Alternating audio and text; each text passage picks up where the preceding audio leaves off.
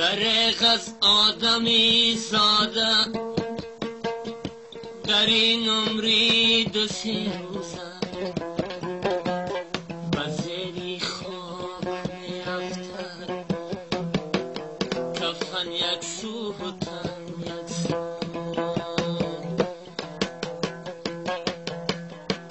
از روزی مرگ و مردنت ای به خبر اندیشه کن بر سوی گوره بردنت ای به خبر اندیشه کن جمعی نکن تو مال زر از باری دختر یا پسر آماده شو باری سفر ای به خبر اندیشه کن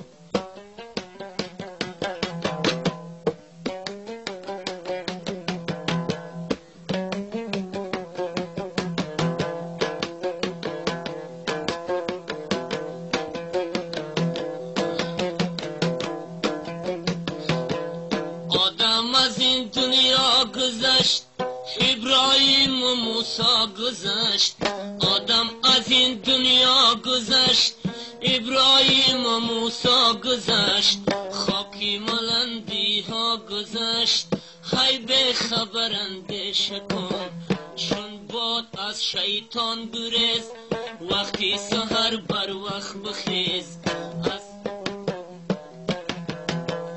از روزی سختی رست و خیز هی به خبر اندیشه کن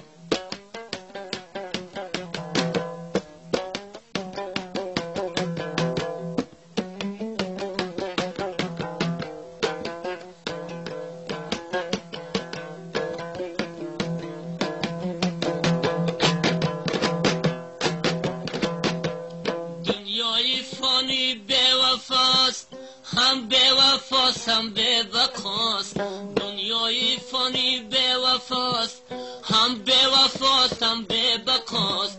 اقمالی که روزی جزاست های به خبر اندیشه کن بو قل هو الله احد هم ذکری الله صمد از حیبتی کنجی لحد ای به خبر اندیشه کن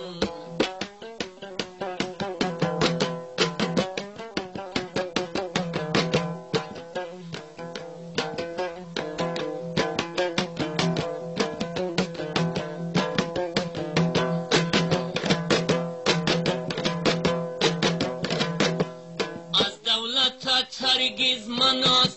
میخواندی صدق دل نواز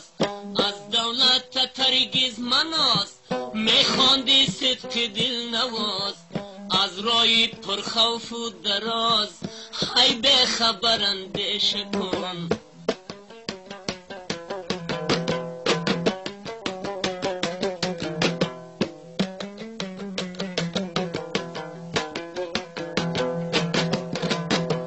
گشاد صد کشوری یا پهلوان زوراوری گشاد صد کشوری یا پهلوان زوراوری جز از کفت چی میبری های به خبر اندیشه کن از روزی مرگ و مردنت ای به خبر اندیشه کن بس سوی گوره بردنت ای به خبر اندیشه کن جمعی نکن تو مال زر از باری دختر یا پسر آماده شو باری سفر ای به خبر اندیشه کن ای به خبر اندیشه ای به خبر